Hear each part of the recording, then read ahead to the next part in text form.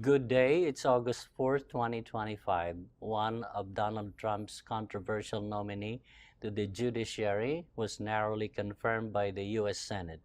I'm Sam Buban. Welcome to The Pulse, our weekly news roundup. And I'm Joe Boban. Welcome to this week's edition.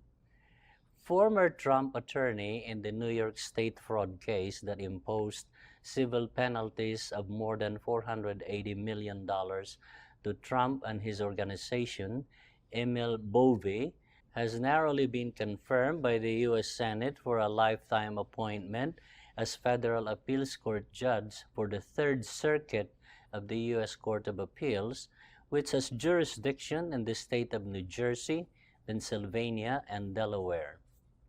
In spite of heavy opposition from the Democrats and lawyers supported by whistleblowers of Bovee's misconduct, the Republicans has the majority in the Senate, voting along party lines to confirm him. Two Republicans voted with the Democrats to oppose his confirmation, and the usual Senator Lisa Murkowski of Alaska and Senator Susan Collins of Maine. Here's Senator Chuck Schumer's opposition to Bovee's appointment. Right now. Okay? Yes. Emil Bovee was confirmed last night, even after a number of whistleblowers came forward, including some at the 11th hour. But what do you think this means going forward for future whistleblowers who are thinking about? I think I said it was one of the low points, not only in this Congress, but in the history of Congress, to put a man like this in such an important position as a circuit court judge. It's a disgrace. He doesn't belong there. And our Republican, he only had one qualification. He'd do whatever Trump wants. That's a horrible qualification for a judge. By far, in Trump's second term, Bovee is the most controversial, not to mention this is an appeals court. Critics had said that Bovee's only qualification to the higher bench is his loyalty to Donald Trump. He has been accused by opponents of leading the firing of career prosecutors in the Justice Department who were involved in investigations of the January 6 attack on the Capitol as a high-ranking official at the Pambandi's Justice Department. In an unrelated news, while Alina Habba is out as interim U.S. Attorney for New Jersey, the top U.S. prosecutor for that state, a panel of federal judges in New Jersey, appointed the deputy who was a career prosecutor. Then 18 hours later, the Attorney General, Pam Bondi, fired the deputy U.S. Attorney 18 hours later. A move meant to allow Trump to appoint another interim U.S. Attorney until the interim U.S. Attorney can be confirmed by the U.S. Senate. Trump's vacation to his golf course in Scotland, that many of his critics call a getaway from the media firestorm over his refusal to release the Epstein files, did not go well for the president, because the Epstein file continued to haunt him from media questions in Scotland. Even before he arrived in Scotland, the local news tabloid had this on the headline: "Media observes that Trump's denial and deflection answers relating to the Epstein file got worse day by day, to the point that people who are pressuring him to release the file and the general public is being treated like children with his ridiculous answers," according to many media outlets. The Republican supermajority in the state legislature voted to override the veto of Democratic Governor Josh Stein on the Power Bill Reduction Act that was passed by the North Carolina legislature. The Senate Bill 266, also known as the Power Bill Reduction Act, which is sponsored by Republican lawmakers in North Carolina, eliminates the goal of 70% reduction in carbon emissions by 2030 to meet the intent of the Clean Air Act. The Bill 266 also allows for funding and incentives to build more power-generating plant infrastructures for certain private power companies at the expense of the state taxpayers.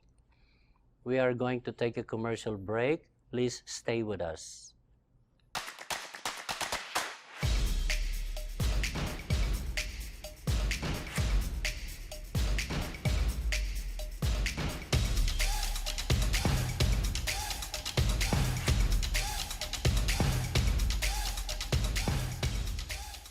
Pure Medical Equipment provides top-notch quality medical supply equipment. Whether to rent or buy, Pure Medical Equipment and Supplies has it all. Pure Medical Equipment is committed to serve and give back to Southern Nevada. We deliver medical supplies and rentals to your door.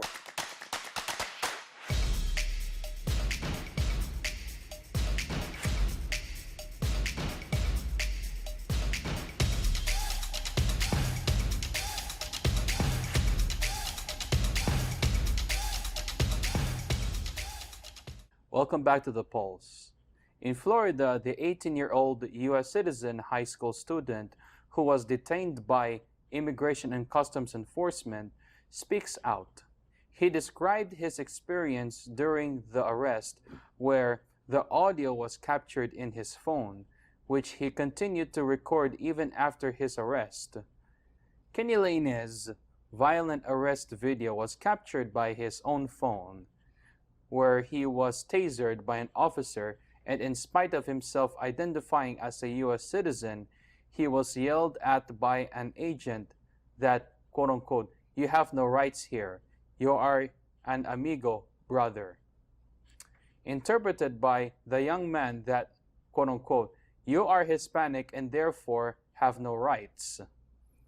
Lainez was arrested while being driven to school and was pulled over because the car had many passengers in the front and in the back. They were profiled. The driver was his mother and some illegal aliens who were going to their jobs. But Kenny Lainez was born and raised in Florida and is a U.S. citizen. When the video became viral, ICE released a statement that they are experiencing more violent resistance during arrests, but did not mention that they detained a U.S. citizen. Similarly, a green card holder, U.S. legal resident who immigrated from South Korea at the age of 5, was detained by the Customs and Border Protection on his re-entry at San Francisco International Airport after traveling to South Korea for 2 weeks to attend his brother's wedding. Tae-Hyung Kim, who goes by the American nickname Will, had lived in the U.S. for already 35 years. When the family immigrated to the U.S., his mother was a U.S. citizen. Will Kim has been a green card holder since 2011. He is a PhD student at Texas A&M University and doing research on Lyme disease. The National Korean American Education and Service Consortium, or NAKASEC, told ABC News that the family alerted in their hotline that their family member, Mr. Kim, was taken into custody by the Customs and Border Protection at the San Francisco International Airport.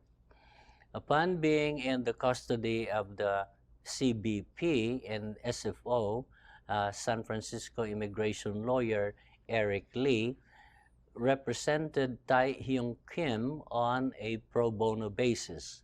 Lawyer Eric Lee described to ABC News the difficulty of reaching his client while in custody and has experienced hostile conversation with the supervisor of the Customs and Border Protection at San Francisco International Airport. According to the attorney, he was told by this official that it is not true that Mr. Kim has the right to speak to a lawyer, and that was his policy. Attorney Lee said he asked if the Constitution applied to his client. The official said no. He could not get an answer from CBP officials why his client was detained. But later, CBP issued a statement that Mr. Kim was detained because he had a criminal record for possession of a small amount of marijuana in 2011. And the lawyer said that was the only time he and the family learned about the reason for his detention. Mr. Kim is still in custody for more than a week now and could face possible deportation. The Texas Republicans in the state legislature had proposed the politically gerrymandered congressional map suggested by President Trump, where Democrats can lose 5 congressional districts that are represented by Democrats. Republicans lead the country in surgically gerrymandered districts in order to gain advantage and power in several states.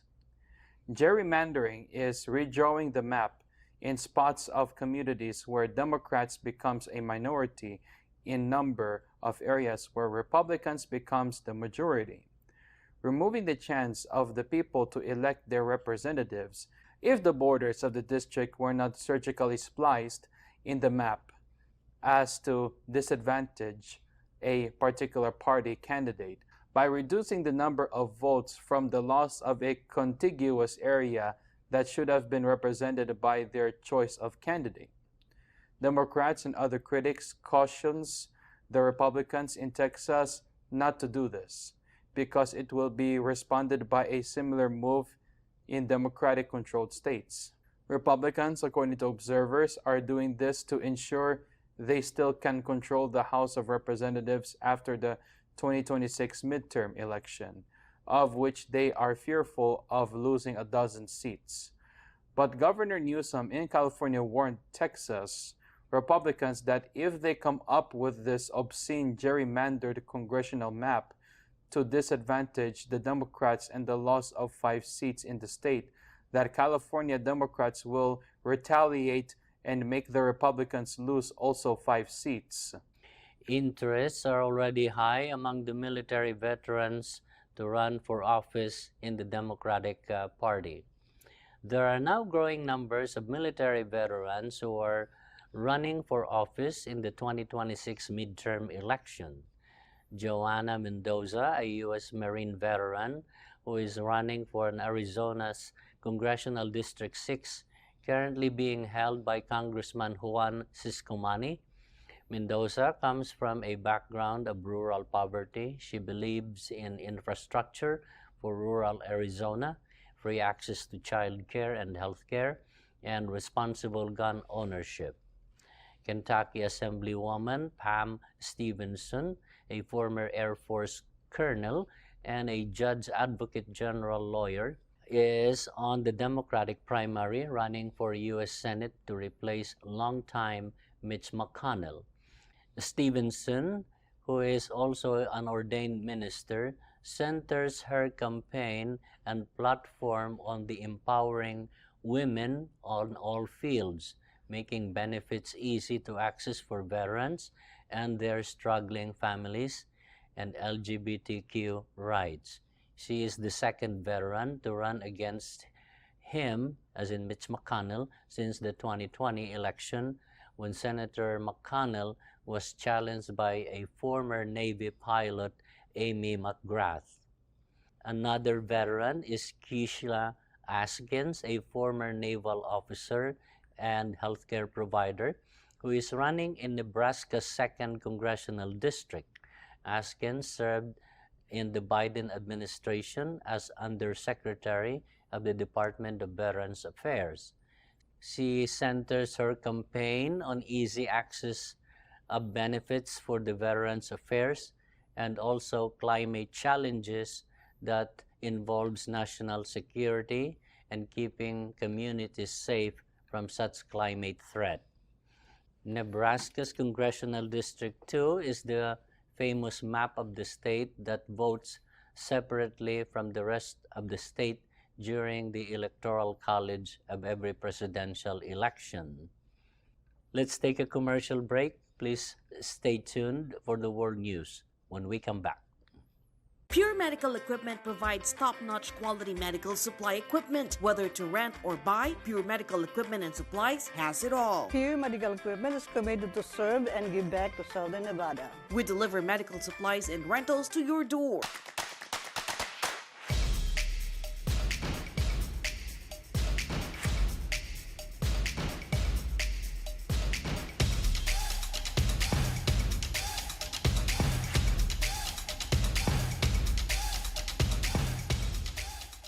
Welcome back to The Pulse. The biggest recorded Russian earthquake alarms the world of possible tsunami.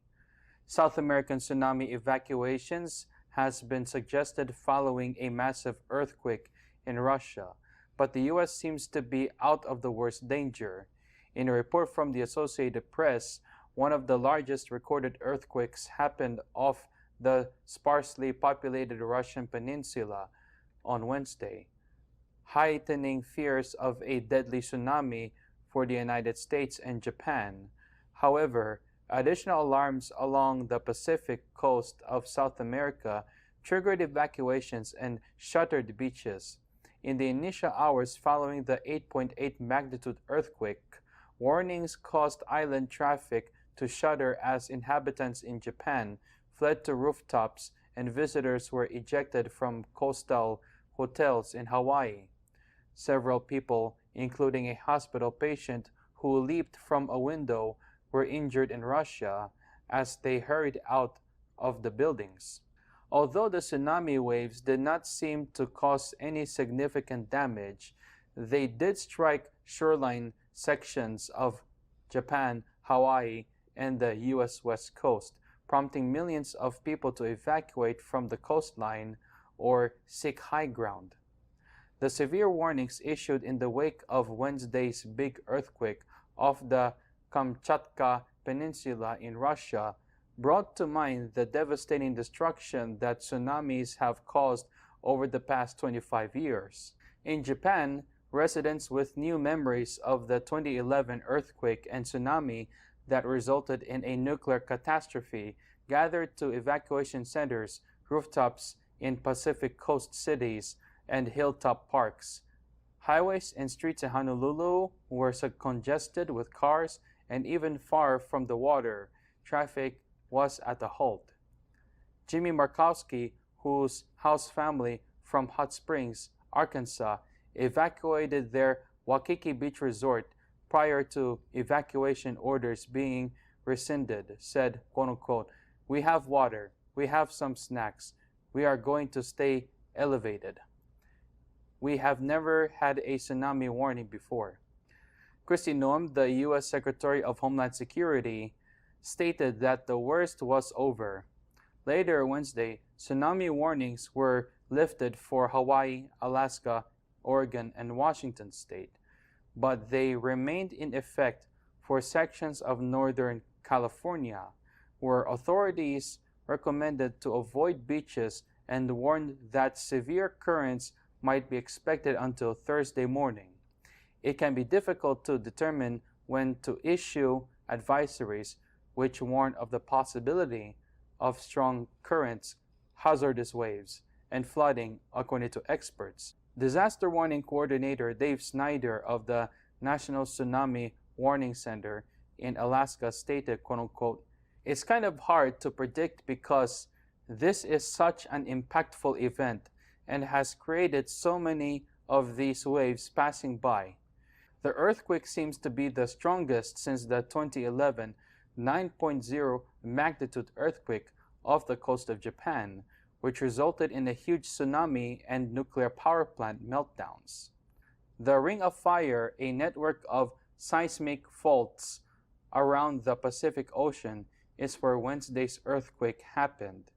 Its center was offshore some 120 kilometers or 75 miles from Kamchatka region capital Petropavlovsk-Kamchatsky.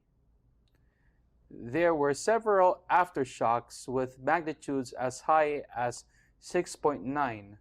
According to the Russian Oceanology Institute, tsunami waves shorter than 6 meters, about 20 feet, were observed close to the peninsula's population zones.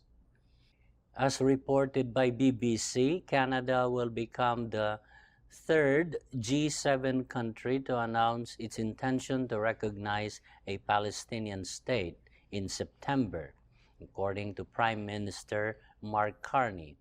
He said the action is contingent upon democratic reforms such as the Palestinian Authority conducting elections free of Hamas in the next year. His comments follow a week after France presented a similar proposal and a day after UK declared it would recognize a Palestinian state in September unless Israel agreed to a truce and other conditions. The Canadian announcement was rejected by Israel's foreign ministry, which described it as a reward for Hamas. The majority of nations, 147 out of the 193 members of the UN, officially accepted the existence of a Palestinian state.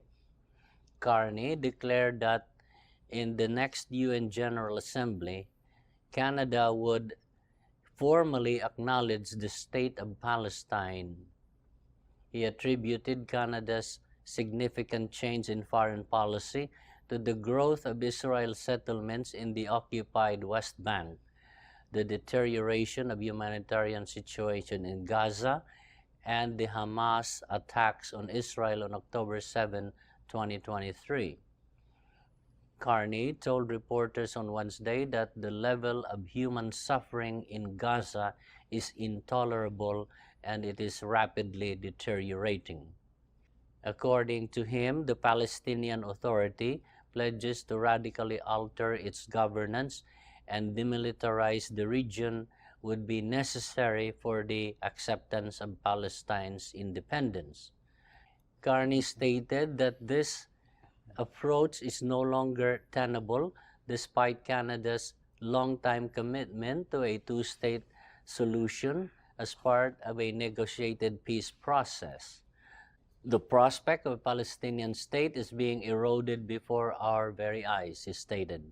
Carney informed in a press conference that he had discussed the decision with Mahmoud Abbas, the president of the Palestinian Authority, earlier on Wednesday.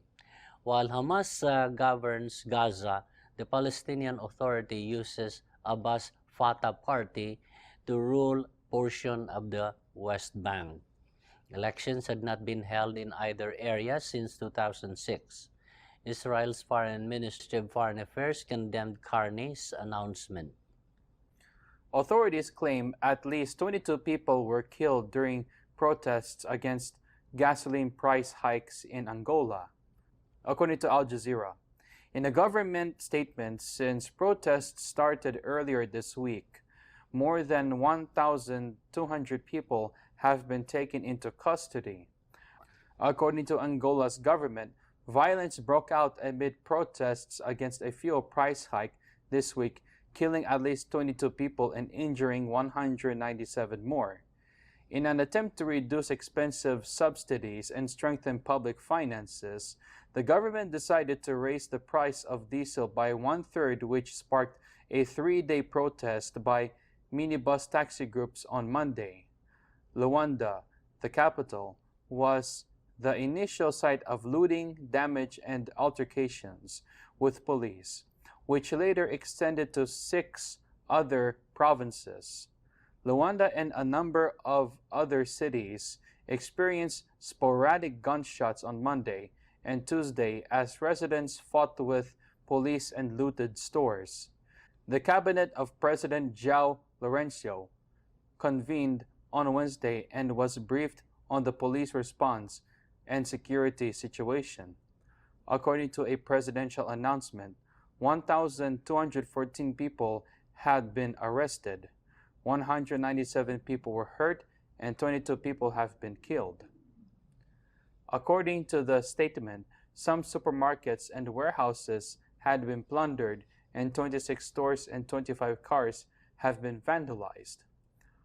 Although there were small lines outside gas stations and some stores, Luanda's streets were tense and mostly deserted on Wednesday. Security troops were heavily present. After a two-day halt, public transport gradually resumed while many stores remained closed. Human Rights Watch accused the police of using excessive force against the mostly peaceful protests when the most recent wave of protests started 2 weeks ago.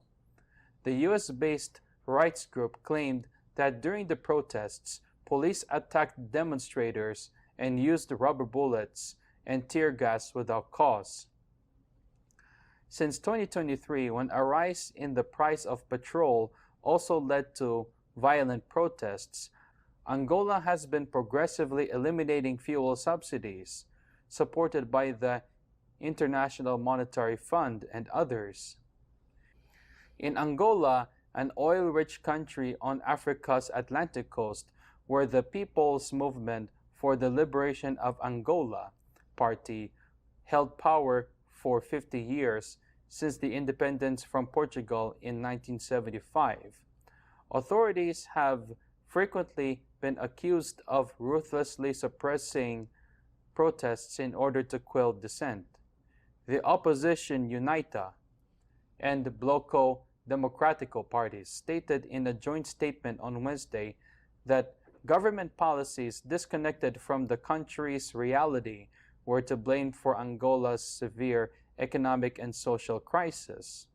According to the nation's finance minister, subsidies last year amounted up to 4% of the country's gross domestic products. We are out of time for this edition. Join us again next week. I'm Joe Buban. Thank you for watching. And I'm Sam Buban. God bless your week.